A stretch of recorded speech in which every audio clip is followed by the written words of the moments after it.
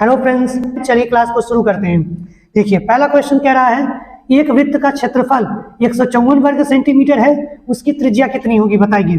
देखिए हमको पता है एक वृत्त का क्षेत्रफल कितना होता है, पाई आर स्क्वायर होता है, ठीक है। और इसका मान आपको सवाल में दिया, कितना दिया हुआ है 154 वर्ग सेंटीमीटर यानी कि सेंटीमीटर स्क्वायर दिया हुआ है, ठीक है। यहाँ पे इसकी सबकी वैल्यू रखिए।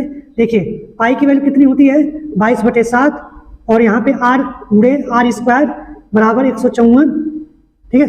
अब देखिए यहाँ से क्या कर सकते हैं हम, 22 से इसको कैंसिल कर सकते हैं क्या, क्योंकि 7 दूना 14, 7 दूना 14 यानी कि 7 बार में कैंसिल आउट हो जाएगा।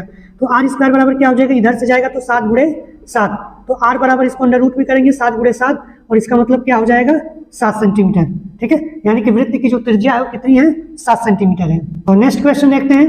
नेक्स्ट क्वेश्चन कह रहा है कि यदि x प्लस वाई बराबर 4 तथा 1/x plus 1/y 1/x plus 1/y is equal to 4 हो तो आपको बताना है x cube plus y cube का मान बताना। देखिए इसे कैसे सॉल्व करेंगे। यहाँ से देखिए कुछ हमें मिल जाएगा क्या, जब यहाँ से हम इसको सॉल्व करेंगे एलसीएम वगैरह लेंगे तो यहाँ पे क्या मिलेगा आपको x plus y upon x Y is equal to 4, ठीक है। और x प्लस वाई की वैल्यू आपको पहले से 4 दी हुई है यानी कि 4 upon x Y is equal to 4, या यहाँ से आपको जब इसको ट्रांसफर करके इसको उधर ले जाएंगे और 4 को इधर भेजेंगे तो एक्स वाई बराबर डायरेक्ट आपका क्या आ जाएगा, ये 4 से 4 कैंसिल हो गया तो एक्स वाई बराबर क्या बचेगा आपका x Y is equal to 1। एक रिजल्ट आपका ये आ गया, इसको ध्यान में रखना, ठीक है। और एक रिजल्ट आपको यहाँ पर मिला हुआ है। अब आपको एक फार्मूला याद होगा, x cube plus y cube का जो फार्मूला होता है ये क्या होता है, एक ब्रैकेट में x प्लस वाई होता है और दूसरे ब्रैकेट में होता है आपका x square plus y square. जब वो प्लस आता है तो यहाँ पर क्या हो जाता है माइनस एक्स वाई। लेकिन देखिए x square plus y square की वैल्यू आपको नहीं मिली है, लेकिन हम देखिए इसे ट्रांसफर कर सकते हैं। क्या हम इसे इस तरह से एक्स प्लस वाई का होल स्क्वायर और माइनस 2xy लिख सकते हैं। आप कहेंगे लिख सकते हैं, ऐसा क्यों हो रहा है, क्योंकि हमको पता है कि x प्लस वाई का होल स्क्वायर बराबर होता है x square plus y square plus 2xy।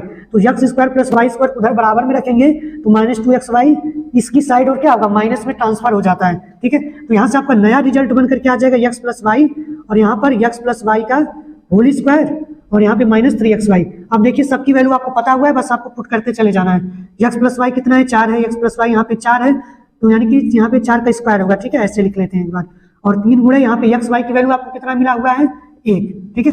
Solve कर लीजिए, यहाँ पे कितना हो जाएगा 16 और 16 में से 3 एक कम 3 यानी 16 में से 3 जाएगा तो आपका कितना बच जाएगा, तो आप कहेंगे यहाँ पर आपका बच जाएगा 13, ठीक है। जब 13 बच जाएगा तो 13 का 4 में गुणा कर लीजिए, कितना आ जाएगा 52 यानी कि 52 आपका राइट आंसर हो जाएगा। नेक्स्ट क्वेश्चन देखते हैं। नेक्स्ट क्वेश्चन कह रहा है इनमें से कौन सी संख्या सबसे बड़ी 4 अंकीय संख्या है जो कि 88 से विभाजित होती। देखिए इस तरह का सवाल हमने पिछले प्रैक्टिस सेट में एक बार करवाया था। देखिए यहाँ पर आप वहाँ पर 5 अंकों की पूछी गई थी, यहाँ पर 4 अंकों की पूछी गई है, ठीक है।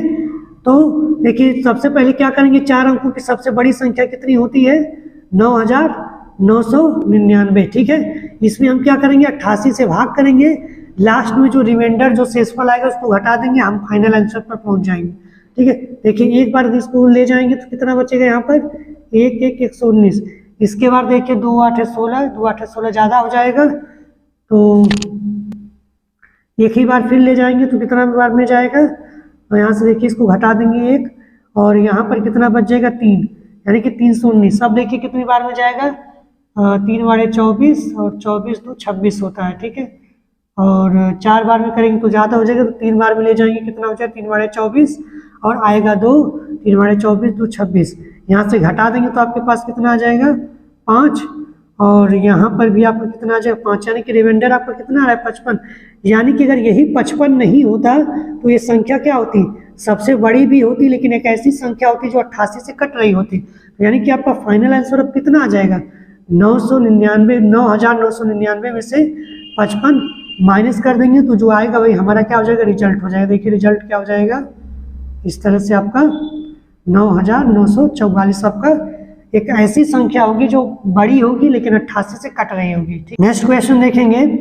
नेक्स्ट क्वेश्चन कह रहा है कि यदि a माइनस बी बराबर 9, यदि a माइनस बी बराबर 9 हो और a गुणे b यानी कि ab बराबर आपका 20 है तो a square plus b square का मान बताइए। देखिए बहुत ही सिंपल सवाल है, आपको पता है कि a माइनस बी का होल स्क्वायर बराबर क्या होता है, ए स्क्वायर प्लस बी स्क्वायर और यहाँ पर माइनस 2ab। वैल्यू पुटिंग कर दीजिए, सब जगह आ जाएगा। 9 का स्क्वायर बराबर इसकी तो वैल्यू हमको चाहिए ही चाहिए, माइनस 2ab बराबर क्या है, यहाँ पे 2 गुणे 20 कर दीजिए तो 9 कितना होता है 81, और यहाँ 20 गुना 40, जब इसको इधर लेके आ जाएंगे तो 40 प्लस हो जाएगा, ठीक है। और ए स्क्वायर प्लस बी स्क्वायर बराबर यहाँ पे क्या बचेगा 1 और 8 4 12, यानी कि आपका आंसर कितना होगा, ए स्क्वायर प्लस बी स्क्वायर की वैल्यू कितनी आएगी 121, ठीक है। देखिए नेक्स्ट क्वेश्चन कह रहा है, रामलाल अपने सामान का मूल्य 40% बढ़ाता है और 10% की उस पर छूट देता है, तो उसका कुल लाभ प्रतिशत क्या होगा,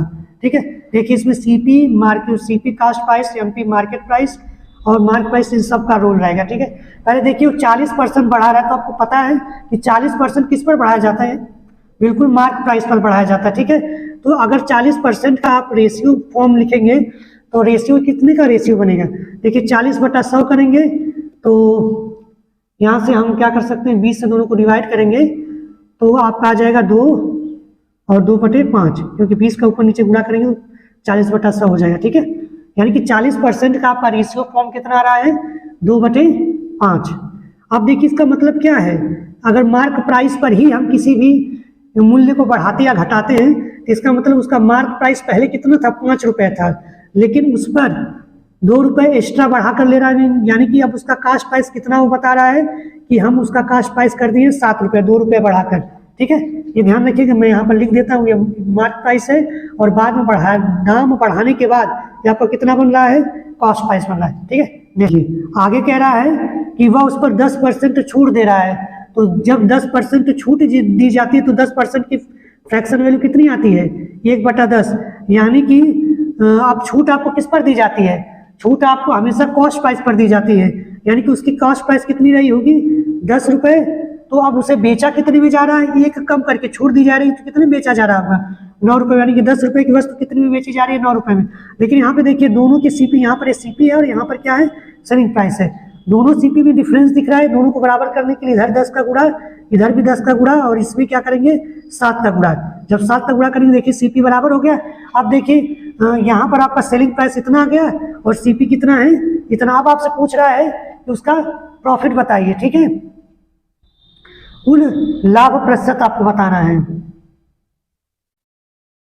तो देखिए यहाँ पर वो बेच कितने में, उसको मिली वस्तु कितने में थी 50 में ही मिली थी, ठीक है, वस्तु तो उसे 50 में मिली थी, यानी कि 50 आप नीचे रखेंगे। ध्यान रखिए किसी भी हाल में आप यहाँ इस सीपी को नहीं यूज करेंगे, क्योंकि ये सीपी उसने खुद से एज्यूम करके बढ़ाया हुआ था, ठीक है। लेकिन उस दुकानदार यानी कि जो रामलाल था उसका जो रियल कॉस्ट प्राइस कितनी थी, वो मार्क प्राइस ही उसकी रियल थी, ठीक है।